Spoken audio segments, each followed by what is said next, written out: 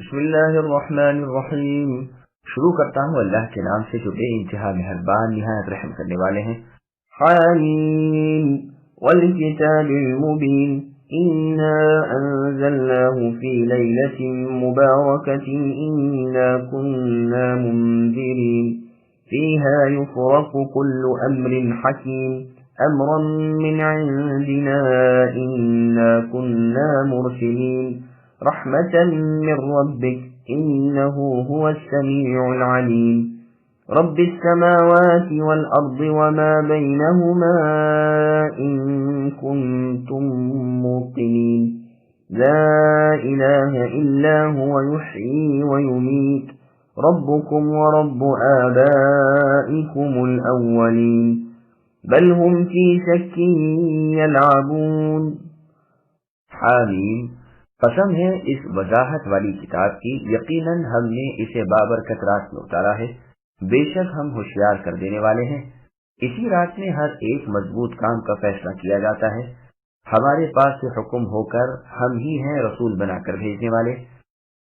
آپ کے رب تعالیٰ کی مہربانی سے، وہ ہے بہت بڑے سننے والے جاننے والے، جو رب ہے آسمانوں کے اور زمین کے اور جو کچھ ان کے درمیان ہے، اگر تم یقین کرنے والے ہو۔ کوئی معبود برحق نہیں تحت کے سوا، وہی زندہ کرتے اور مارتے ہیں، وہی تمہارے رب تعالیٰ ہیں اور تمہارے اگلے باپ دادوں کے بھی۔ ان ولایتوں کی تفصیل سماعت کیجیے۔ لیلۃ القدر رمضان میں ہے، نہ کہ شعبان میں۔ اللہ تبارک و تعالیٰ بیان فرماتے ہیں کہ اس عظیم الشان قرآن کریم کو بابرکت رات یعنی لیلۃ القدر میں نازل فرمایا ہے۔ اللہ تعالیٰ نے سورہ قدر کی آیت نمبر 1 میں فرمایا انا انزلناہ فی لیلۃ القدر، ہم نے اس قرآن کو قدر والی رات میں نازل فرمایا ہے، اور یہ رات رمضان المبارک میں ہے، جیسے اللہ تعالیٰ نے سورہ بقرہ کی آیت نمبر 185 میں فرمایا شہر رمضان الذی انزل فیہ القرآن الآیہ، یعنی رمضان کا مہینہ وہ مہینہ ہے جس میں قرآن کریم اتارا گیا۔ سورہ بقرہ میں اس آیت کی پوری تفسیر گزر چکی ہے، اس لیے دوبارہ نہیں لکھتے۔ بعض لوگوں نے یہ بھی کہا ہے کہ لیلۃ مبارک کے جس میں قرآن کریم نازل ہوا وہ شعبان کی 15ویں رات ہے، لیکن یہ قول سراسر تکلف والا ہے، اس لیے کہ نص قرآن میں قرآن کا رمضان میں نازل ہونا ثابت ہے، اور جس حدیث میں مرضی ہے کہ شعبان میں اگلے شعبان تک کے تمام کام مقرر کر دیے جاتے ہیں، یہاں تک کہ نکاح کا اور اولاد کا اور میت کا ہونا بھی، وہ حدیث مرسل ہے، اور ایسی احادیث میں سے نص قرآنی کا معارضہ نہیں کیا جا سکتا۔ ہم لوگوں کو آگاہ کر دینے والے ہیں، یعنی انہیں خیر و شر، نیکی بدی معلوم کرا دینے والے ہیں، تاکہ مخلوق پر حجت ثابت ہو جائے اور لوگ علم شرعی حاصل کر لیں۔ اسی شب ہر محکم کام طے کیا جاتا ہے، یعنی لوح محفوظ سے کاتب فرشتوں کے حوالے کیا جاتا ہے، تمام سال کے کل اہم کام، عمر، روزی وغیرہ سب طے کر لی جاتی ہے۔ حکیم کے معنی محکم اور مضبوط کے ہیں، جو بدلے نہیں، وہ سب ہمارے حکم سے ہوتا ہے۔ ہم رسولوں کو بھیجا کرتے ہیں تاکہ وہ اللہ تعالیٰ کی آیتیں اللہ تعالیٰ کے بندوں کو پڑھ کر سنائیں، جس کی انہیں سخت ضرورت اور پوری حاجت ہے۔ یہ اے نبی آپ کے رب تعالیٰ کی رحمت ہے۔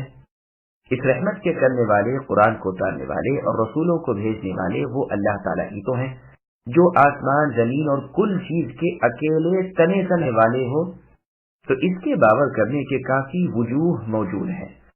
پھر ارشاد ہوا کہ معبود برحق بھی اللہ تعالیٰ ہی ہے، اللہ کے سوا کوئی بھی عبادت کے لائق نہیں، ہر ایک کی موت اور زندگی اللہ ہی ہاتھ میں ہے، تمہارا اور تم سے اگلوں کا سب کا پالنے پوسنے والا اللہ ہی تو ہے۔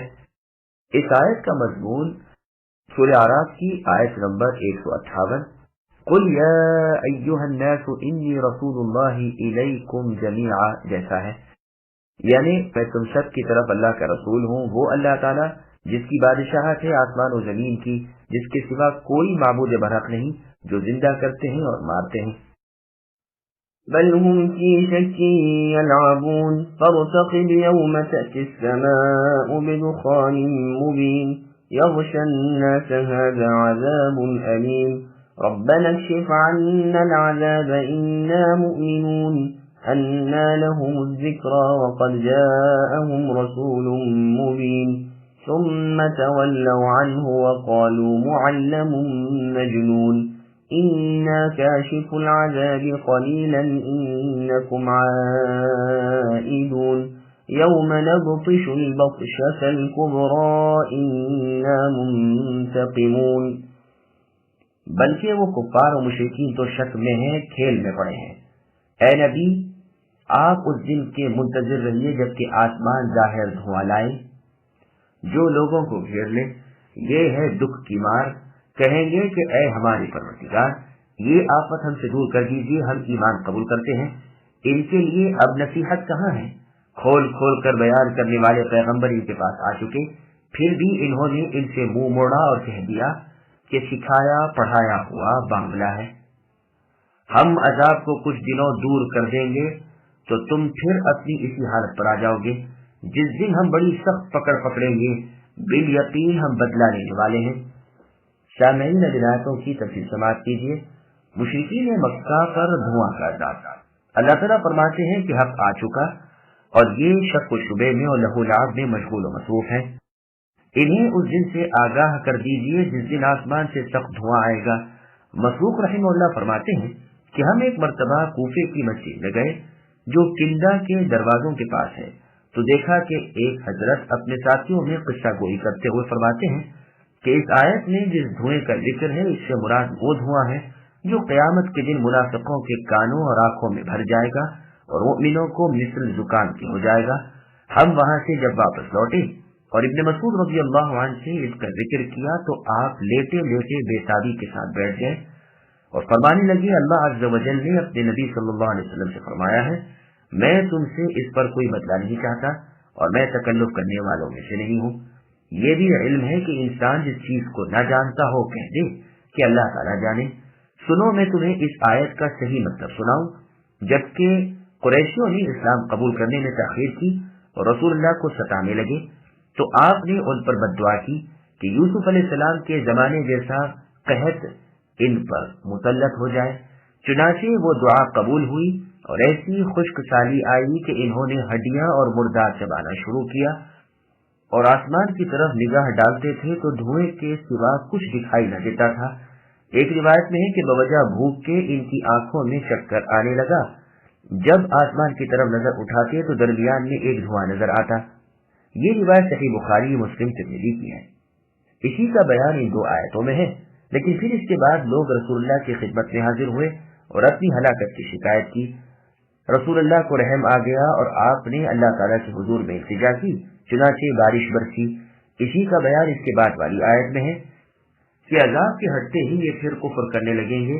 اس سے صاف ثابت ہے کہ یہ دنیا کا عذاب ہے، کیونکہ آخرت کے عذاب تو ہٹتے کھلتے اور دور ہوتے نہیں۔ ابن مسعود رضی اللہ عنہ کا قول ہے کہ 5 چیزیں گزر چکی: دخان، روم، قمر، بطشہ اور حساب۔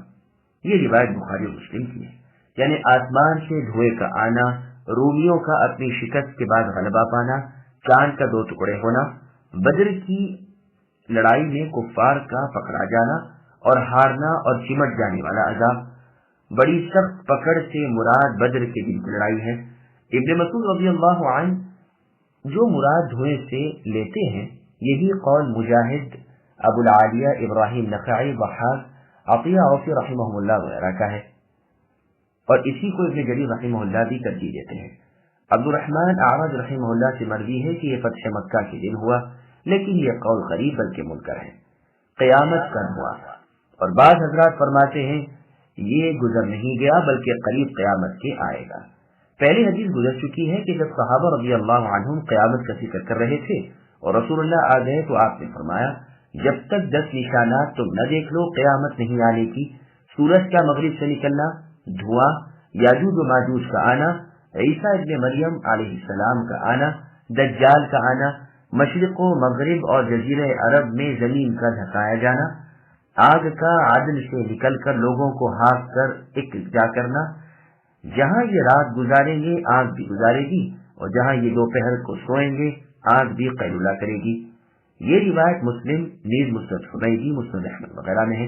بخاری و مسلم میں ہے کہ رسول اللہ صلی اللہ علیہ وسلم نے ابن صیاد کے لیے دل میں فارتقب یوم تأتی السماء بدخان مبین چھپا کر اس سے پوچھا کہ بتا میں نے اپنے دل میں کیا چھپا رکھا ہے؟ ابن صیاد نے کہا دخ۔ رسول اللہ نے سن کر فرمایا بس برباد ہو، اس سے آگے تیری نہیں چلنے کی۔ اس میں بھی ایک قسم کا اشارہ ہے کہ ابھی اس کا انتظار باقی ہے اور یہ کوئی آنے والی چیز ہے، چونکہ ابن سیاد بطور کاہنوں کے بعض باتیں دل کی زبان سے بتانے کا مدعی تھا۔ اس کے جھوٹ کو ظاہر کرنے کے لیے رسول اللہ نے یہ کیا، اور جب وہ پورا نہ بتا سکا تو رسول اللہ نے لوگوں کو اس کی حالت سے واقف کر دیا کہ اس ابن سیاد کے ساتھ شیطان ہے، کلام صرف چرا لیتا ہے اور یہ اس سے زیادہ پر قدرت نہیں پانے کا۔ ایک دوسری بہت عمدہ سند والی حدیث میں ہے، رسول اللہ نے فرمایا کہ تمہارے رب اللہ تعالیٰ نے تمہیں 3 چیزوں سے ڈرایا ہے، دھواں جو مؤمنوں کو زکام کر دے گا اور کافر کا تو سارا جسم پھیلا دے گا، روئیں روئیں سے دھواں اٹھے گا، دابت الارض اور دجال۔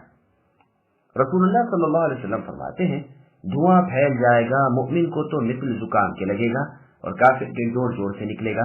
یہ حدیث ابو سعید خدری رضی اللہ عنہ کے قول سے بھی مروی ہے اور حسن رحمہ اللہ کے اپنے قول سے بھی مروی ہے۔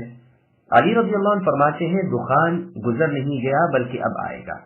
ابن عمر رضی اللہ عنہما سے دھوئیں کی بابت اوپر کی حدیث کی طرح روایت ہے۔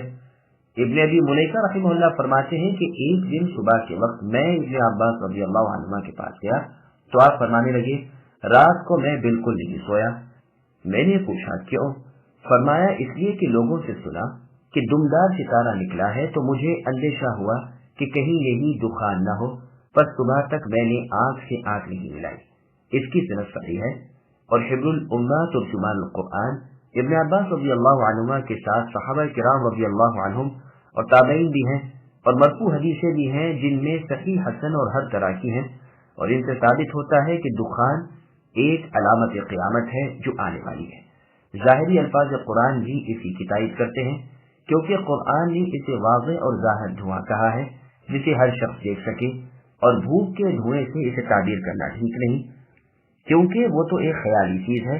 بھوک پیاس کی سختی کی وجہ سے دھواں سا آنکھوں کے آگے نمودار ہو جاتا ہے جو دراصل دھواں نہیں، اور قرآن کے الفاظ ہیں دخان مبین کے، پھر یہ فرمان کہ لوگوں کو ڈھانک لے گا۔ یہ بھی ابن عباس رضی اللہ عنہما کی تفسیر کی تائید کرتا ہے، کیونکہ بھوک کے دھوئیں نے صرف اہل مکہ کو ڈھانکا تھا، نہ کہ تمام لوگوں کو۔ پھر آگے اللہ فرماتے ہیں کہ یہ ہے المناک عذاب، یعنی ان سے یوں کہا جائے گا جیسے اللہ تعالیٰ نے سورہ طور کی آیت نمبر 13 میں فرمایا یوم یدعون الآیہ، یعنی جس دن انہیں جہنم کی طرف دھکیلا جائے گا کہ یہ وہ آگ ہے جسے تم جھٹلا رہے تھے، یا یہ مطلب کہ وہ خود ایک دوسرے سے یوں کہیں گے۔ کافر جب اس عذاب کو دیکھیں گے تو اللہ تعالیٰ سے اس کے دور ہونے کی دعا کریں گے، جیسے کہ اللہ تعالیٰ نے سورہ انعام کی آیت نمبر 27 میں فرمایا وَلَوْ تَرَى إِذْ وُقِفُوا عَلَى النَّارِ الآیہ، یعنی وہ وقت بھی اے نبی قابل یقین ہے کہ آپ انہیں دیکھتے جب یہ آگ کے پاس کھڑے کیے جائیں گے اور کہیں گے کاش کہ ہم لوٹائے جاتے تو ہم اپنے رب کی آیتوں کو نہ جھٹلاتے اور با ایمان بن کر رہتے۔ اور آیت میں ہے کہ لوگوں کو ڈراوے کے ساتھ اے نبی آگاہ کر دیجئے جس دن ان کے پاس عذاب آئے گا اس دن گنہگار کہیں گے پروردگار ہمیں تھوڑے سے وقت تک اور ڈھیل دے دیجئے تو ہم آپ کی پکار پر لبیک کہنے اور آپ کے رسولوں کی فرمانبرداری کرنے۔ بس یہاں یہی کہا جاتا ہے کہ ان کے لیے نصیحت اب کہاں، ان کے پاس میرے پیغمبر آ چکے، انہوں نے ان کے سامنے میرے احکام واضح طور پر رکھ دیے، لیکن ماننا تو کجا، انہوں نے پرواہ تک نہ کی، بلکہ انہیں جھوٹا کہا، ان کی تعلیم کو غلط کہا اور صاف کہہ دیا کہ یہ تو سکھائے پڑھائے ہیں، انہیں جنون ہو گیا ہے۔ جیسے اور آیت میں ہے اس دن انسان نصیحت حاصل کرے گا لیکن اب اس کے لیے نصیحت کہاں ہے۔ اور سورہ سبا کی آیت نمبر 52 میں اللہ نے فرمایا وَقَالُوا آمَنَّا بِهِ وَأَنَّا لَهُمُ التَّنَاوُشُ مِن مَكَانٍ بَعِيدٍ الآیہ، یعنی اس قیامت کے دن عذابوں کو دیکھ کر ایمان لانا سراسر بے سود ہے۔ پھر جو ارشاد ہوتا ہے اس کے 2 معنی ہو سکتے ہیں، ایک تو یہ کہ اگر بالفرض ہم عذاب ہٹا لیں اور تمہیں دوبارہ دنیا میں بھیج دیں تو بھی تم وہاں جا کر یہی کرو گے جو اس سے پہلے کر کے آئے ہو، جیسے اللہ تعالیٰ نے سورہ مؤمنون کی آیت نمبر 75 میں فرمایا وَلَوْ رَحِمْنَاهُمْ وَكَشَفْنَا مَا بِهِمْ مِنْ ضُرٍّ الآیہ، یعنی اگر ہم ان پر رحم کریں اور برائی ان سے ہٹا لیں تو پھر یہ اپنی سرکشی میں آنکھیں بند کر کے پوری طرح منہمک ہو جائیں۔ اور جیسے اللہ تعالیٰ نے سورہ انعام کی آیت نمبر 28 میں فرمایا وَلَوْ رُدُّوا لَعَادُوا لِمَا نُهُوا عَنْهُ الآیہ، یعنی اگر یہ لوٹائے جائیں تو قطعاً دوبارہ پھر ہماری نافرمانیاں کرنے لگیں گے اور محض جھوٹے ثابت ہوں گے۔ دوسرے معنی یہ بھی ہو سکتے ہیں کہ اگر عذاب کے اسباب قائم ہو چکنے اور عذاب آ جانے کے بعد بھی گو ہم اسے تھوڑی دیر ٹھہرا لیں، تاہم یہ اپنے بدباطنی اور خباثت سے باز نہیں آنے کے۔ اس سے لازم نہیں آتا کہ عذاب انہیں لگ گیا اور پھر ہٹ گیا، جیسے قوم یونس کی۔ حق تبارک و تعالیٰ کا فرمان ہے کہ قوم یونس جب ایمان لائی ہم نے ان سے عذاب ہٹا لیا، پس عذاب انہیں ہونا شروع نہیں ہوا تھا، ہاں اس کے اسباب موجود و فراہم ہو چکے تھے، ان تک عذاب باری تعالیٰ پہنچ چکا تھا۔ اور اس سے یہ بھی لازم نہیں آتا کہ وہ اپنے کفر سے ہٹ گئے تھے پھر اس کی طرف لوٹ گئے۔ چنانچہ شعیب علیہ السلام اور ان پر ایمان لانے والوں سے جب قوم نے کہا کہ یا تو تم ہماری بستی چھوڑ دو یا ہمارے مذہب میں لوٹ آؤ، تو جواب میں اللہ تعالیٰ کے رسول شعیب علیہ السلام نے فرمایا کہ گو ہم اسے برا جانتے ہوں جبکہ اللہ تعالیٰ نے ہمیں اس سے نجات دے رکھی ہے، پھر بھی اگر ہم تمہاری ملت میں لوٹ آئیں تو ہم سے بڑھ کر جھوٹا اور اللہ تعالیٰ کے ذمے بہتان باندھنے والا اور کون ہوگا۔ ظاہر ہے کہ شعیب علیہ السلام نے اس سے پہلے بھی کبھی کفر میں قدم نہیں رکھا تھا۔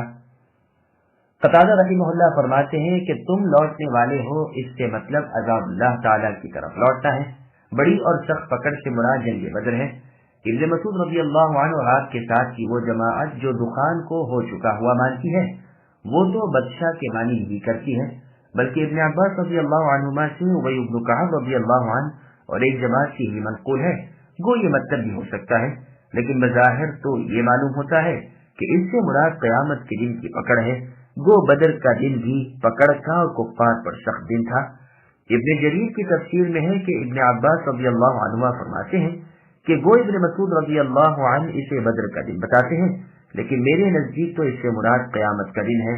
اس کی اسناد صحیح ہے۔ حسن بصری رحمہ اللہ اور اکرمہ رحمہ اللہ سے بھی دونوں روایتوں میں سے زیادہ صحیح روایت یہی ہے، واللہ اعلم۔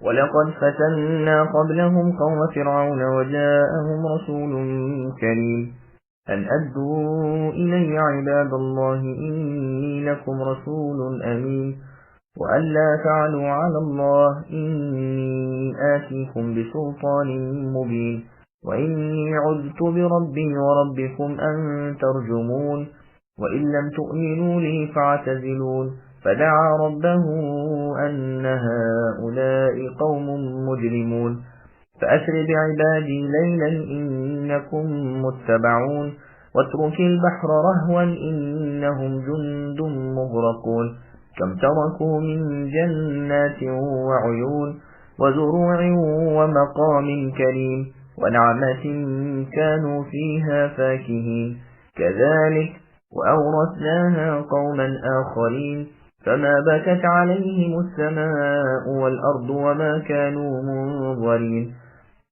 ولقد نجينا بني إسرائيل من العذاب المهين من فرعون إنه كان عاليا من المسرفين ولقد اخترناهم على علم على العالمين وآتيناهم من الآيات ما فيه بلاء مبين۔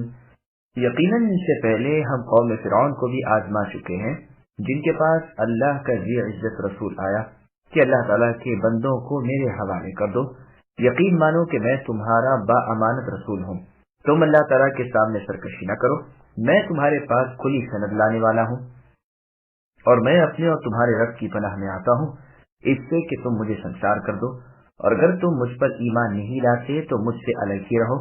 پھر اپنے رب سے دعا کی کہ یہ سب گنہگار لوگ ہیں۔ ہم نے کہہ دیا کہ راتوں رات آپ میرے بندوں کو لے کر نکلیے، یقیناً آپ کا پیچھا کیا جائے گا، آپ دریا کو ساکن چھوڑ کر چلے جائیے، بلا شبہ یہ لشکر غرق کر دیا جائے گا۔ وہ بہت سے باغات اور چشمے چھوڑ گئے اور کھیتیاں اور بہترین مکانات اور وہ آرام کی چیزیں جن میں عیش کر رہے تھے، اسی طرح ہو گیا، اور ہم نے ان سب کا وارث دوسری قوم کو بنا دیا، سو ان پر نہ تو آسمان و زمین روئے اور نہ انہیں مہلت ملی۔ بے شک ہم نے ہی بنی اسرائیل کو سخت ذلیل سزا سے نجات دی جو فرعون کی طرف سے ہو رہی تھی۔ فی الواقع فرعون سرکش اور حد سے گزر جانے والے لوگوں میں سے تھا، اور ہم نے دانستہ طور پر بنی اسرائیل کو دنیا جہان والوں پر فوقیت دی، اور ہم نے انہیں ایسی نشانیاں دی جن میں صریح آزمائش تھی۔ سامعین، ولایتوں کی تفصیل سماعت کیجیے۔ نیک آدمی کی وفات پر زمین و آسمان روتے ہیں۔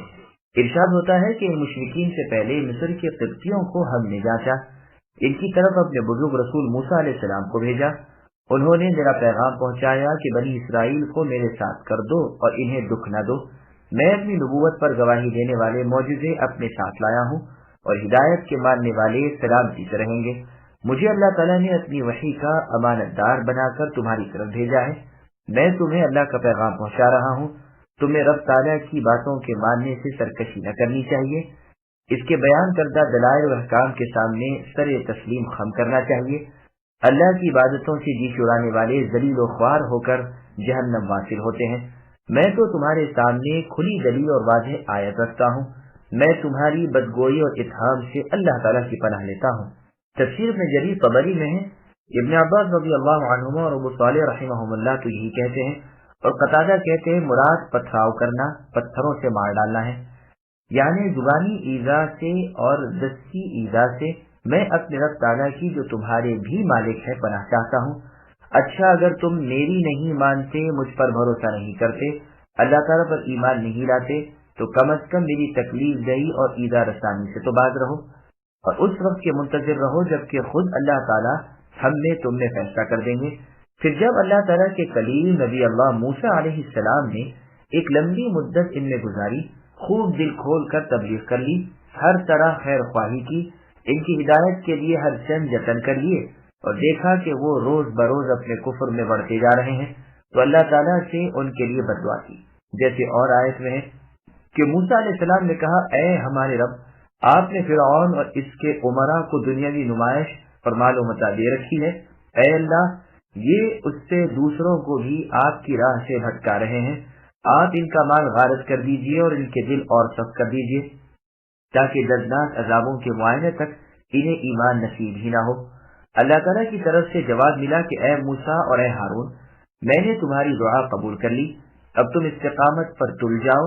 یہاں فرماتے ہیں کہ ہم نے موسیٰ علیہ السلام سے کہا کہ میرے بندوں یعنی بنی اسرائیل کو راتوں رات فرعون اور فرعونیوں کی بے خبری میں یہاں سے لے کر چلے جاؤ، یہ کفار تمہارا پیچھا کریں گے، لیکن تم بے خوف و خطر چلتے جاؤ، میں تمہارے لیے دریا کو خشک کر دوں گا۔ اس کے بعد جب موسیٰ علیہ السلام بنی اسرائیل کو لے کر چل پڑے، فرعونی لشکر مع فرعون کے ان کے پکڑنے کو چلا، بیچ میں دریا حائل ہوا۔ موسیٰ علیہ السلام بنی اسرائیل کو لے کر اس سے اتر گئے، دریا کا پانی سوکھ گیا اور موسیٰ علیہ السلام اپنے ساتھیوں سمیت پار ہو گئے، تو چاہا کہ دریا پر لکڑی مار کر اس سے کہہ دے کہ اب تو اپنی روانی پر آ جاتا کہ فرعون اس پار نہ آ سکے۔ وہی اللہ تعالیٰ نے وہی بھیجی کہ اسے اسی حال میں سکون کے ساتھ ہی رہنے دو، ساتھ ہی اس کی وجہ بھی بتلا دی کہ یہ سب یعنی فرعون اور اس کے لشکر والے اسی میں ڈوب مریں گے، پھر تم سب بالکل ہی مطمئن اور بے خوف ہو جاؤ گے۔ غرض حکم ہوا تھا کہ دریا کو خشک چھوڑ کر چل دیں۔ رہون کے معنی سوکھا راستہ جو اپنی اصلی حالت پر ہو۔ مقصد یہ ہے کہ پار ہو کر دریا کو روانی کا حکم نہ دینا، یہاں تک کہ دشمنوں میں سے ایک ایک اس میں نہ آ جائے۔ اب اسے جاری ہونے کا حکم ملتے ہی سب کو غرق کر دیں گے۔ اللہ تعالیٰ فرماتے ہیں، دیکھو کیسے غارت ہو گئے، باغات، کھیتیاں، نہریں، مکانات اور بیٹھکیں سب چھوڑ کر پناہ ہو گئے۔ عبداللہ بن عمر رضی اللہ عنہما فرماتے ہیں، مصر کا دریائے نیل مشرق و مغرب کے دریاؤں کا سردار ہے اور سب نہریں اس کے ماتحت ہیں۔ جب اس کی روانی اللہ تعالیٰ کو منظور ہوتی ہے تو تمام نہروں کو اس میں پانی پہنچانے کا حکم ہوتا ہے، جہاں تک رب تعالیٰ کو منظور ہو اس میں پانی آ جاتا ہے۔ پھر اللہ تبارک و تعالیٰ اور نہروں کو روک دیتے ہیں اور حکم دے دیتے ہیں کہ اب اپنی اپنی جگہ چلی جاؤ۔ ان فرعونیوں کے یہ باغات دریائے نیل کے دونوں کناروں پر مسلسل چلے گئے تھے۔ عثمان سے لے کر رشید تک اس کا سلسلہ تھا اور اس کی 9 خلیجیں تھیں، خلیج اسکندریہ، خلیج دمیاط، خلیج سردوس، خلیج منف، خلیج فیوم، خلیج منتہا، اور ان سب میں اتصال تھا، ایک دوسرے سے متصل یعنی جڑی ہوئی تھی، اور پہاڑوں کے دامن میں ان کی کھیتیاں تھیں جو مصر سے لے کر دریا تک برابر چلی آتی تھیں۔ ان تمام کو بھی دریا سیراب کرنا تھا۔ بڑے امن و چین کی زندگی گزار رہے تھے، لیکن مغرور ہو گئے اور آخر ساری نعمتیں یہی چھوڑ کر تباہ کر دیے گئے۔ مال و اولاد، جاہ و منازل، سلطنت و عزت ایک ہی رات میں چھوٹ گئے۔ اور بھس کی طرح اڑا دیے گئے اور گزشتہ کل کی طرح بے نشان کر دیے گئے، ایسے ڈبوئے گئے کہ ابھر نہ سکے، جہنم واصل رہ گئے اور بدترین جگہ پہنچ گئے۔ ان کی یہ تمام چیزیں اللہ تعالیٰ نے بنی اسرائیل کو دے دی، جیسے اور آیت میں فرمایا ہے کہ ہم نے ان کمزوروں یعنی بنی اسرائیل کو ان کے صبر کے بدلے اس سرکش قوم یعنی فرعون اور اس کے لشکر والوں کی کل نعمتیں عطا فرما دی اور بے ایمانوں کا بھرکس نکال ڈالا۔ یہاں بھی دوسری قوم جسے وارث بنایا، اس سے مراد بھی بنی اسرائیل ہی ہے۔ پھر ارشاد ہوتا ہے کہ ان پر زمین و آسمان نہ روئے، کیونکہ ان پاپیوں کے نیک اعمال تھے ہی نہیں جو آسمانوں پر چڑھتے ہوں، اور اب ان کے نہ چڑھنے کی وجہ سے وہ افسوس کریں۔ نہ زمین میں ان کی ایسی جگہ تھی کہ جہاں بیٹھ کر یہ اللہ تعالیٰ کی عبادت کرتے ہوں، اور آج انہیں نہ پا کر زمین کی وہ جگہ ان کا ماتم کرے، انہیں مہلت ہی نہ دی گئی۔ علی رضی اللہ عنہ سے کسی نے پوچھا کہ آسمان و زمین کبھی کسی پر روئے بھی ہیں؟ آپ رضی اللہ عنہ نے فرمایا، آج تو نے وہ بات دریافت کی کہ تجھ سے پہلے مجھ سے اس کا سوال کسی نے نہیں کیا۔ سنو، ہر بندے کے لیے زمین میں ایک نماز کی جگہ ہوتی ہے اور ایک جگہ آسمان میں اس کے عمل کے چڑھنے کی ہوتی ہے، اور آل فرعون کے نیک اعمال ہی نہ تھے، اس وجہ سے نہ زمین ان پر روئی نہ آسمان کو ان پر رونا آیا، اور نہ انہیں ڈھیل دی گئی کہ کوئی نیکی بجا لا سکے۔ مجاہد رحمہ اللہ نے جب یہ بیان فرمایا تو کسی نے اس پر تعجب کا اظہار کیا۔ مجاہد رحمہ اللہ نے فرمایا، سبحان اللہ، اس میں تعجب کی کون سی بات ہے؟ جو بندہ زمین کو اپنے رکوع و سجود سے آواز رکھتا تھا، جس بندے کی تکبیر و تسبیح کی آوازیں آسمان پر برابر سنتے رہتے تھے، بھلا یہ دونوں اس اللہ کی عبادت کرنے والے بندے کے مر جانے پر روئیں گے نہیں؟ قتادہ رحمہ اللہ فرماتے ہیں، فرعونیوں جیسے ذلیل و خوار لوگوں پر آسمان و زمین آخر کیوں روتے؟ شہادت حسین رضی اللہ عنہ کے متعلق مبالغہ آرائی۔ ابراہیم رحمہ اللہ فرماتے ہیں، دنیا جب سے رچائی گئی ہے تب سے آسمان صرف دو شخصوں پر رویا ہے۔ ان کے شاگرد سے سوال ہوا کہ کیا آسمان و زمین ہر ایماندار پر روتے نہیں؟ فرمایا، صرف اتنا حصہ جس حصے سے اس کا نیک عمل چڑھتا تھا۔ سنو، آسمان کا رونا اس کا سرخ ہونا اور مثل نری کے گلابی رنگ ہو جانا ہے، تو یہ حال دو شخصوں کی شہادت پر ہوا ہے۔ یحییٰ علیہ السلام کے قتل کے موقع پر تو آسمان سرخ ہو گیا اور خون برسانے لگا، اور دوسرے حسین رضی اللہ عنہ کے قتل پر بھی آسمان کا رنگ سرخ ہو گیا تھا۔ یزید ابن ابی زیاد کا قول ہے کہ قتل حسین رضی اللہ عنہ کی وجہ سے 4 ماہ تک آسمان کے کنارے سرخ رہے، اور یہی سرخی اس کا رونا ہے۔ عطا رحمہ اللہ فرماتے ہیں کہ اس کے کناروں کا سرخ ہو جانا اس کا رونا ہے۔ یہ بھی ذکر کیا گیا ہے کہ قتل حسین رضی اللہ عنہ کے دن جس پتھر کو الٹا جاتا تھا اس کے نیچے منجمد یعنی جمع ہوا خون نکلتا تھا۔ اس دن سورج کو بھی گہن لگا ہوا تھا، آسمان کے کنارے بھی سرخ تھے اور پتھر گرے تھے۔ لیکن یہ سب باتیں بے بنیاد ہیں اور شیعوں کے گھڑے ہوئے افسانے ہیں۔ ان میں کوئی شک نہیں کہ نواسۂ رسول حسین رضی اللہ عنہ کی شہادت کا واقعہ نہایت درد انگیز اور حسرت و افسوس والا ہے، لیکن اس پر شیعوں نے جو حاشیہ چڑھایا ہے اور گھڑ گھڑا کر جو باتیں پھیلا دی ہیں وہ محض جھوٹ اور بالکل گپ ہے۔ خیال تو فرمائیے کہ اس سے بہت زیادہ اہم واقعات ہوئے اور قتل حسین رضی اللہ عنہ سے بہت بڑی وارداتیں ہوئی، لیکن ان کے ہونے پر بھی آسمان و زمین وغیرہ میں یہ انقلاب نہ ہوا۔ حسین رضی اللہ عنہ کے ہی والد علی رضی اللہ عنہ بھی قتل کیے گئے، جو بالاجماع حسین رضی اللہ عنہ سے افضل تھے۔ نہ تو پتھر تلے خون نکلا نہ اور کچھ ہوا۔ عثمان بن عفان رضی اللہ عنہ کو گھیر لیا جاتا ہے اور نہایت بے دردی سے بلا وجہ ظلم و ستم کے ساتھ انہیں قتل کیا جاتا ہے۔ فاروق اعظم عمر بن الخطاب رضی اللہ عنہ کو صبح کی نماز پڑھتے ہوئے نماز کی جگہ ہی قتل کیا جاتا ہے۔ یہ وہ زبردست مصیبت تھی کہ اس سے پہلے مسلمان کبھی ایسی مصیبت سے دوچار نہیں ہوئے تھے، لیکن ان واقعات میں سے کسی واقعے کے وقت ان میں سے ایک بھی بات نہیں ہوئی جو شیعوں نے حسین رضی اللہ عنہ کی قتل گاہ کی نسبت مشہور کر رکھی ہیں۔ ان سب کو بھی جانے دیجیے، تمام انسانوں کے دینی اور دنیاوی سردار سید البشر رسول اللہ صلی اللہ علیہ وسلم کو لیجیے، جس روز آپ رحلت فرماتے ہیں یعنی آپ کا انتقال ہوتا ہے، ان میں سے کچھ بھی نہیں ہوتا۔ اور سنیے، جس روز رسول اللہ صلی اللہ علیہ وسلم کے صاحبزادے ابراہیم رضی اللہ عنہ کا انتقال ہوتا ہے، اتفاقاً اسی روز سورج گہن ہوتا ہے، اور کوئی کہہ دیتا ہے کہ ابراہیم کے انتقال کی وجہ سے گہن لگا ہے، تو رسول اللہ گہن کی نماز ادا کر کے فوراً خطبے پر کھڑے ہو جاتے ہیں اور فرماتے ہیں، سورج چاند اللہ تعالیٰ کی نشانیوں میں سے 2 نشانیاں ہیں، کسی کی موت زندگی کی وجہ سے انہیں گہن نہیں لگتا۔ یہ روایت بخاری اور مسلم کی ہے۔ اس کے بعد کی آیت میں اللہ تعالیٰ بنی اسرائیل پر اپنا احسان جتاتے ہیں کہ ہم نے انہیں فرعون جیسے متکبر مسرف کے ذلیل عذابوں سے نجات دی۔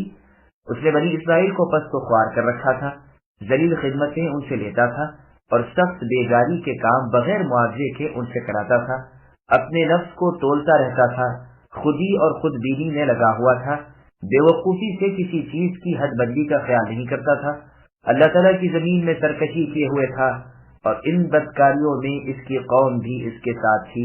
پھر بنی اسرائیل پر ایک اور مہربانی کا اللہ تعالیٰ ذکر فرما رہے ہیں کہ اس زمانے کے تمام لوگوں پر انہیں فضیلت عطا فرمائی۔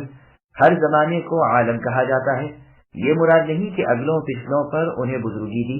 یہ آیت بھی اس آیت کی طرح ہے جو سورہ اعراف کی آیت نمبر 144 میں ہے، جس میں ہے یا موسیٰ انی اصطفیتک علی الناس، یعنی اے موسیٰ میں نے آپ کو لوگوں پر بزرگی عطا فرمائی، یعنی اس زمانے کے لوگوں پر، جیسے مریم علیہ السلام کے لیے سورہ آل عمران کی آیت نمبر 42 میں فرمایا واصطفاک علی نساء العالمین کہ اے مریم اللہ تعالیٰ نے آپ کو جہان بھر کی عورتوں پر فضیلت دی ہے۔ اس سے بھی یہی مطلب ہے کہ اس زمانے کی تمام عورتوں پر آپ کو فضیلت ہے، اس لیے ام المؤمنین خدیجہ رضی اللہ عنہا ان سے یقیناً افضل ہیں یا کم از کم برابر۔ اسی طرح آسیہ بنت مزاحم جو فرعون کی بیوی تھی، اور ام المؤمنین عائشہ رضی اللہ عنہا کی فضیلت تمام عورتوں پر ایسی ہے جیسی فضیلت شوربے میں بھگوئی روٹی کی اور کھانوں پر ہوتی ہے۔ پھر بنی اسرائیل پر اللہ تعالیٰ نے ایک اور احسان بیان کیا کہ ہم نے انہیں وہ حجت و برہان، دلیل و نشان، وہ معجزات و کرامات عطا فرمائے جن میں ہدایت کی تلاش کرنے والوں کے لیے صاف صاف امتحان تھا۔ إن هؤلاء ليقولون إن هي إلا موتتنا الأولى وما نحن بمنشرين فأتوا بآبائنا إن كنتم صادقين أهم خير أم قوم تبع والذين من قبلهم أهلكناهم إنهم كانوا مجرمين۔ یہ لوگ تو یہی کہتے ہیں کہ آخری چیز یہی ہمارا دنیا سے مر جانا ہے اور پھر دوبارہ اٹھائے نہیں جائیں گے۔ اگر تم سچے ہو تو ہمارے باپ دادوں کو لے آؤ، کیا یہ لوگ بہتر ہیں یا تبع کی قوم کے؟ اور جو ان سے بھی پہلے تھے ہم نے ان سب کو ہلاک کر دیا، یقیناً وہ گنہگار تھے۔ سامعین اب ان آیتوں کی تفصیل سماعت کیجیے۔ قوم تبع کا ذکر، یہاں مشرکین کا انکار قیامت اور اس کی دلیل بیان فرما کر اللہ تعالیٰ اس کی تردید کرتے ہیں۔ ان مشرکین کا خیال تھا کہ قیامت آنی نہیں، مرنے کے بعد جینا نہیں، حشر اور نشر سب غلط ہے۔ دلیل یہ پیش کرتے تھے کہ ہمارے باپ دادا جو مر گئے وہ کیوں دوبارہ جی کر نہیں آئے؟ خیال کیجیے یہ کس قدر بوجھی اور بےہودہ دلیل ہے۔ دوبارہ اٹھ کھڑا ہونا، مرنے کے بعد کا جینا قیامت کو ہوگا، نہ کہ دنیا میں، پھر لوٹ کر آئیں گے۔ اس دن یہ ظالم جہنم کا ایندھن بنیں گے، اس وقت یہ امت اگلی امتوں پر گواہی دے گی اور ان پر ان کے نبی محمد صلی اللہ علیہ وسلم گواہی دیں گے۔ پھر اللہ تعالیٰ انہیں ڈرا رہے ہیں کہ کہیں ایسا نہ ہو کہ ہمارے جو عذاب اسی جرم پر اگلی قوموں پر آئے وہ تم پر بھی آ جائیں اور ان کی طرح بے نام و نشان کر دیے جاؤ۔ ان کے واقعات سورہ سبا میں گزر چکے ہیں۔ وہ لوگ بھی قحطان کے عرب تھے جیسے کہ یہ عدنان کے عرب ہیں۔ حمیر جو ملک سبا کے تھے وہ اپنے بادشاہ کو تبع کہتے تھے، جیسے فارس کے ہر بادشاہ کو کسرا اور روم کے ہر بادشاہ کو قیصر اور مصر کے ہر بادشاہ کو فرعون اور حبشہ کے ہر بادشاہ کو نجاشی کہا جاتا ہے۔ ان میں سے ایک تبع یمن سے نکلا اور زمین میں پھرتا رہا، سمرقند پہنچ گیا، ہر جگہ کے بادشاہوں کو شکست دیتا رہا اور اپنا بہت بڑا ملک کر لیا۔ زبردست لشکر اور بے شمار رعیت اس کے ماتحت تھی۔ اس نے حیرہ نامی بستی بسائی، یہ اپنے زمانے میں مدینے میں بھی آیا تھا اور یہاں کے باشندوں سے بھی لڑا، لیکن اسے لوگوں نے اس سے روکا۔ خود اہل مدینہ کا بھی اس سے یہ سلوک رہا کہ دن کو تو لڑتے تھے اور رات کو ان کی مہمانداری کرتے تھے۔ آخر اس کو بھی لحاظ آ گیا اور لڑائی بند کر دی۔ اس کے ساتھ یہاں کے 2 یہودی عالم ہو گئے تھے جو موسیٰ علیہ السلام کے سچے دین کے عامل بھی تھے۔ وہ اسے ہر وقت بھلائی برائی سمجھاتے رہتے تھے۔ انہوں نے کہا کہ آپ مدینے کو تاخت و تاراج نہیں کر سکتے کیونکہ یہ آخری زمانے کے پیغمبر محمد صلی اللہ علیہ وسلم کی ہجرت گاہ ہے۔ پس یہ یہاں سے لوٹ گیا اور دونوں عالموں کو اپنے ساتھ لیتا چلا۔ جب یہ مکہ پہنچا تو اس نے بیت اللہ کو گرانا چاہا، لیکن ان دونوں عالموں نے اسے روکا اور اس پاک گھر کی عظمت و حرمت اس کے سامنے بیان کی اور کہا کہ اس کے بانی خلیل اللہ ابراہیم علیہ السلام ہے، اور اس نبی آخر الزمان محمد صلی اللہ علیہ وسلم کے ہاتھوں پھر اس کی اصلی عظمت آشکارا ہو جائے گی۔ چنانچہ یہ اپنے ارادے سے باز آیا، بلکہ بیت اللہ کی بڑی تعظیم و تکریم کی، طواف کیا، غراض چڑھایا اور یہاں سے واپس یمن چلا گیا۔ خود موسیٰ علیہ السلام کے دین میں داخل ہوا اور تمام یمن میں یہی دین پھیلایا۔ اس وقت تک مسیح علیہ السلام کا بھی ظہور نہیں ہوا تھا اور اس زمانے والوں کے لیے یہی سچا دین تھا۔ اس تبع کے واقعات بہت تفصیل سے سیرت ابن اسحاق میں موجود ہیں اور حافظ ابن عساکر بھی اپنی کتاب میں بہت بسط کے ساتھ لائے ہیں۔ اس میں ہے کہ اس کا پائے تخت دمشق میں تھا، اس کے لشکروں کی صفیں دمشق سے لے کر یمن تک پہنچتی تھیں۔ مستدرک حاکم نیز بیہقی میں ایک صحیح حدیث ہے کہ رسول اللہ صلی اللہ علیہ وسلم فرماتے ہیں، میں نہیں جان سکا کہ حد لگنے سے گناہ کا کفارہ ہو جاتا ہے یا نہیں، اور نہ مجھے یہ معلوم ہے کہ تبع ملعون تھا یا نہیں، اور نہ مجھے یہ خبر ہے کہ ذوالقرنین نبی تھے یا بادشاہ۔ ایک اور روایت میں ہے کہ یہ بھی فرمایا کہ عزیر علیہ السلام پیغمبر تھے یا نہیں۔ دارقطنی رحمہ اللہ فرماتے ہیں کہ اس حدیث کی روایت صرف عبدالرزاق سے ہی ہے اور سند سے مرضی ہے کہ عزیر علیہ السلام کا نبی ہونا نہ ہونا مجھے معلوم نہیں، نہ میں یہ جانتا ہوں کہ تبع پر لعنت کروں یا نہیں۔ اسے وارد کرنے کے بعد حافظ ابن عساکر رحمہ اللہ نے وہ روایت درج کی ہے جن میں تبع کو گالی دینے اور لعنت کرنے سے ممانعت آئی ہے، جیسے کہ ہم ابھی وارد کریں گے انشاءاللہ۔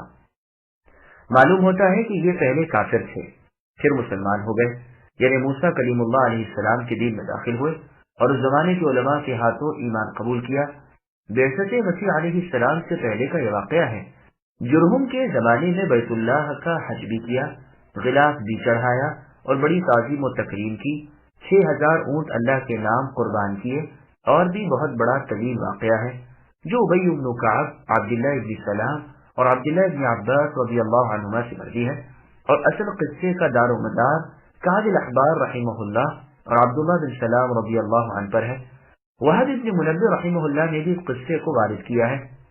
حافظ ابن عساکر رحمہ اللہ نے اس تبع کے قصے کے ساتھ دوسرے تبع کے قصے کو بھی ملا دیا ہے جو ان کے بہت بعد تھا۔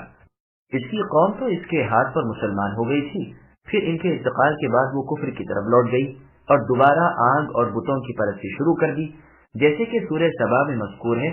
اسی کی تفسیر میں ہم نے بھی وہاں اس کی پوری تفصیل کر دی ہے، الحمدللہ۔ سعید بن جبیر رحمہ اللہ فرماتے ہیں، اس تبع نے کعبے پر غلاف چڑھایا تھا۔ رسول اللہ صلی اللہ علیہ وسلم لوگوں کو منع کرتے تھے کہ اس تبع کو برا نہ کہو، یہ درمیان کا تبع ہے، اس کا نام اشعث ابو قریب ابن ملی کرب یمانی ہے، اس کی سلطنت 326 سال تک رہی، اس سے زیادہ لمبی مدت ان بادشاہوں میں سے کسی نے نہیں پائی۔ رسول اللہ صلی اللہ علیہ وسلم سے تقریباً 700 سال پہلے اس کا انتقال ہوا ہے۔ مورخین نے یہ بھی بیان کیا ہے کہ ان دونوں موسوی عالموں نے جو مدینے کے تھے، انہوں نے جب تبع بادشاہ کو یقین دلایا کہ یہ شہر یعنی مدینہ المنورہ نبی آخر الزمان محمد صلی اللہ علیہ وسلم کا ہجرت گاہ ہے، تو اس نے ایک قصیدہ کہا تھا اور اہل مدینہ کو بطور امانت دے گیا تھا، جو ان کے پاس ہی رہا اور بطور میراث کی ایک دوسرے کے ہاتھ لگتا رہا، اور اس کی روایت سند کے ساتھ برابر چلی آتی رہی، یہاں تک کہ رسول اللہ صلی اللہ علیہ وسلم کی ہجرت کے وقت اس کے حافظ ابو ایوب خالد بن زید رضی اللہ عنہ تھے، اور اتفاق سے بلکہ بحکم باری تعالی رسول اللہ صلی اللہ علیہ وسلم کا نزول اجلال بھی یہی ہوا تھا۔ اس قصیدے کے یہ اشعار ملاحظہ ہوں: شہدت علی احمد انہ رسول من اللہ بار النسم فلو مد عمری الى عمره لکنتم وزیرا له وابن عمی جاہدت بالسیف اعداءه وفرجت عن صدره كل غم، یعنی میرے تہ دل سے گواہی ہے کہ احمد مجتبی محمد مصطفیٰ صلی اللہ علیہ وسلم اللہ تعالیٰ کے سچے رسول ہیں جو تمام جانداروں کے پیدا کرنے والے ہیں۔ اگر میں رسول اللہ کے زمانے تک زندہ رہا تو قسم اللہ کی آپ کا ساتھی اور آپ کا معاون بن کر رہوں گا، اور آپ کے دشمنوں سے تلوار کے ساتھ جہاد کروں گا، اور کسی کھٹکے اور غم کو آپ کے پاس تک پھٹکنے نہ دوں گا۔ ابن ابی دنیا میں ہے کہ دور اسلام میں صنعاء شہر میں اتفاق سے ایک قبر کھد گئی تو دیکھا گیا کہ 2 عورتیں مدفون ہیں جن کے جسم بالکل صحیح سالم ہیں اور سرہانے پر چاندی کی ایک تختی لگی ہوئی ہے جس میں سونے کے حروف سے یہ لکھا ہوا ہے کہ یہ قبر حویئی اور تمیز کی ہے، اور ایک روایت میں ان کے نام حویئی اور تماضر ہیں۔ یہ دونوں تبع کی بہنیں ہیں۔ یہ دونوں مرتے وقت تک اس بات کی شہادت پر رہیں کہ لائق عبادت صرف اللہ تعالیٰ ہی ہے۔ یہ دونوں اللہ تعالیٰ کے ساتھ کسی کو شریک نہیں کرتی تھی۔ ان سے پہلے کے تمام نیک صالح لوگ بھی اس شہادت کے ادا کرتے ہوئے انتقال فرماتے رہے ہیں۔ سورہ سبا میں ہم نے اس واقعے کے متعلق سبا کے اشعار بھی نقل کر دیے ہیں۔ کعب رحمہ اللہ فرمایا کرتے تھے کہ تبع کی تاریخ قرآن سے اس طرح معلوم ہوتی ہے کہ اللہ تعالیٰ نے ان کی قوم کی مذمت کی، ان کی نہیں کی۔ عائشہ رضی اللہ عنہا سے منقول ہے کہ تبع کو برا نہ کہو، وہ صالح شخص تھا۔ یہ روایت مستدرک حاکم کی ہے۔ عبد الرزاق کی مصنف میں رسول اللہ صلی اللہ علیہ وسلم کا فرمان ہے کہ مجھے معلوم نہیں کہ تبع نبی تھا یا نہ تھا، اور روایت اس سے پہلے گزر چکی کہ میں نہیں جانتا تبع ملعون تھا یا نہیں، فاللہ اعلم۔ یہی روایت ابن عباس رضی اللہ عنہما سے بھی مروی ہے۔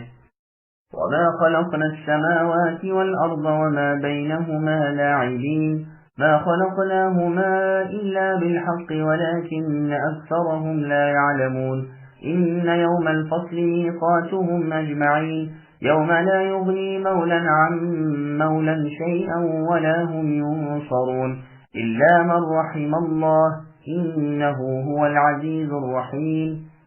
اور ہم نے زمین و آسمان اور ان کے درمیان کی چیزوں کو فعل عوض کرتے ہوئے پیدا نہیں کیا، بلکہ ہم نے انہیں درست تدبیر کے ساتھ ہی پیدا کیا ہے۔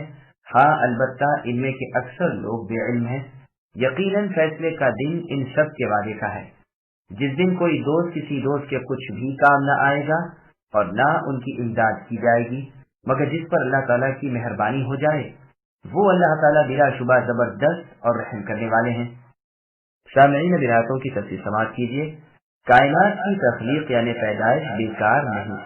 یہاں اللہ عز و جل اپنے عدل و انصاف کا بیان فرما رہے ہیں اور بے فائدہ لغو اور عبث کاموں سے اپنی پاکی کا اظہار فرماتے ہیں۔ جیسے اور آیت میں ارشاد ہے کہ ہم نے اپنی مخلوق کو باطل پیدا نہیں کیا، ایسا گمان ہماری نسبت صرف ان کا ہے جو کفار ہیں اور جن کا ٹھکانہ جہنم ہے۔ اور سورہ مؤمنون کی آیت نمبر 115 میں ارشاد فرمایا أَفَحَسِبْتُمْ أَنَّمَا خَلَقْنَاكُمْ عَبَثًا وَأَنَّكُمْ إِلَيْنَا لَا تُرْجَعُونَ الآیہ، یعنی کیا تم نے یہ سمجھ رکھا ہے کہ ہم نے تمہیں بیکار و عبث پیدا کیا ہے اور یہ کہ تم لوٹ کر ہماری طرف آنے ہی کے نہیں؟ اللہ حق مالک بلندیوں اور بزرگیوں والے ہیں۔ اللہ کے سوا کوئی معبود برحق نہیں، وہ عرش کریم کے رب ہیں۔ فیصلوں کا دن یعنی قیامت کا دن، جس دن اللہ تعالیٰ اپنے بندوں کے درمیان حق فیصلے کریں گے، کافروں کو سزا اور ایمان والوں کو جزا ملے گی۔ اس دن تمام اگلے پچھلے اللہ تعالیٰ کے سامنے جمع ہوں گے۔ یہ وہ وقت ہوگا کہ ایک دوسرے سے جدا ہو جائے گا، رشتہ دار کو کوئی نفع نہ پہنچا سکے گا، جیسے اللہ سبحانہ و تعالیٰ نے سورہ مؤمنون کی آیت نمبر 101 میں فرمایا فَإِذَا نُفِخَ فِي الصُّورِ فَلَا أَنْسَابَ بَيْنَهُمْ الآیہ، یعنی جب سور پھونک دیا جائے گا تو نہ تو کوئی نسب باقی رہے گا نہ پوچھ کچھ۔ اور آیت میں اللہ نے فرمایا کوئی دوست اس دن اپنے دوست کو پریشان حالی میں دیکھتے ہوئے بھی کچھ نہ پوچھے گا، اور نہ کوئی اس دن کسی کی کسی طرح کی مدد کرے گا، نہ اور کوئی بیرونی مدد آئے گی، مگر ہاں رحمت الہی جو مخلوق پر شامل، وہ اللہ تعالیٰ بڑے غالب اور کشادہ رحمت والے ہیں۔ إن شجرة الزقوم طعام الأثيم كالمهل يغلي في البطون كغلي الحميم خذوه فاعتلوه إلى سواء الجحيم ثم صبوا فوق رأسه من عذاب الحميم ذق إنك أنت العزيز الكريم إن هذا ما كنتم به تمترون۔ بے شک زقوم کا درخت گنہگار کا کھانا ہے، جو مثل تلچھٹ کے ہے اور پیٹ میں کھولتا رہتا ہے، مثل تیز گرم پانی کھولنے کے۔ اسے پکڑ لو، پھر گھسیٹتے ہوئے بیچ جہنم تک پہنچاؤ، پھر اس کے سر پر سخت گرم پانی کا عذاب بہاؤ، چکتا جا، تو بڑا ذی عزت اور بڑے اکرام والا تھا۔ یہی وہ چیز ہے جس میں تم شک کیا کرتے تھے۔ سامعین روایتوں کی تفصیل سماعت کیجیے۔ منکرین قیامت کی ہولناک سزا۔ منکرین قیامت کو جو سزا وہاں آخرت میں جہنم میں دی جائے گی، اس کا روایتوں میں بیان ہو رہا ہے۔ کہ ان مجرموں کو اپنے قول اور فعل کو گنہگاری میں ملوث کیے ہوئے تھے، آج زقوم کا درخت کھلایا جائے گا۔